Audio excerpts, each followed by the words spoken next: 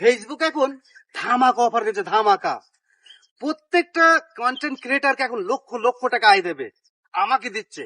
আমার 1 লক্ষ ভিউজ হলে সেখান থেকে 1 লক্ষ প্লাস টাকা কিন্তু আমি ইনকাম করছি। তো এখনো যারা ফেসবুকে যুক্ত হয়নি তারা ফেসবুকে যুক্ত হয়ে যাও। এই ফেসবুক থেকে মনে করো যে গাড়ি বাড়ি সহায় সম্পত্তি সবকিছু কিন্তু এই ফেসবুক থেকে করতে পারবা। আমি করতে পারছি, তা আমি যখন করতে পারছি তোমরাও কিন্তু করতে পারবা। তা আমি কিছু লাইভ প্রমাণ দেখাবো যে আসলে আমি ফেসবুক থেকে কত টাকা ইনকাম করি, এক একটা ভিডিওতে সর্বোচ্চ কত টাকা ইনকাম করি। আমি একটু লাইভ প্রুফ দেখাই, তাহলে জিনিসটা ক্লিয়ার হয়ে যাবে। আচ্ছা, আমি ফেসবুকে চলে আসলাম। আমি মিজারুল 0.1 পেজের যে ইনকাম গুলো সেই ইনকাম একটুখানি দেখাই আমি, তাহলে জিনিসটা ক্লিয়ার হয়ে যাবে। জিনিসটা ক্লিয়ার হয়ে যাবে। আমি গত একদিন আগে একটা ভিডিও পোস্ট করেছি, সেই ভিডিওতে আমার কত ভিউজ হয়েছে? ভিউজ হয়েছে 12,394 ভিউজ হয়েছে। মানে 12,394টা মানুষ কিন্তু সেই ভিডিওটা দেখেছে। আর সেই ভিডিও থেকে ফেসবুক আমার কত টাকা আর্নিং দিল সেটা একটু দেখিয়ে দিই। আমি চলে যাবো কন্টেন্ট মনিটাইজেশন। কন্টেন্ট মনিটাইজেশনে কিন্তু চলে এসেছি। কন্টেন্ট মনিটাইজেশনে জাস্ট আমাকে দিয়েছে 1 টাকা।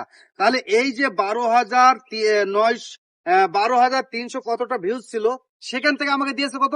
ফেসবুক দিয়েছে 1 টাকা। এই ভিডিওটা আমার খরচ হয়েছে কত? কমসে কম 2 থেকে 3,000। এই যে 2 থেকে 3,000 টাকা একটা ভিডিওতে খরচ, আর আমাকে ফেসবুক কত দিয়েছে? 1 টাকা।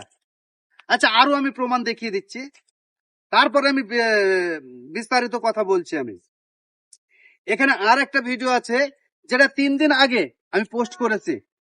সেখানে 3 দিন আগে পোস্ট করেছি, ভিডিওতে সর্বোচ্চ ভিউজ হয়েছে আমার 1 মিনিট 7,642টা মানুষ দেখেছে। 7,642 জন দেখেছে। এখানে থেকে আর্নিং আমার কত দিয়েছে কন্টেন্ট মনিটাইজেশন? 1 টাকা। জাস্ট 1 টাকা। এই যে ফেসবুক আমাকে আর্নিং দিয়েছে 1 টাকা।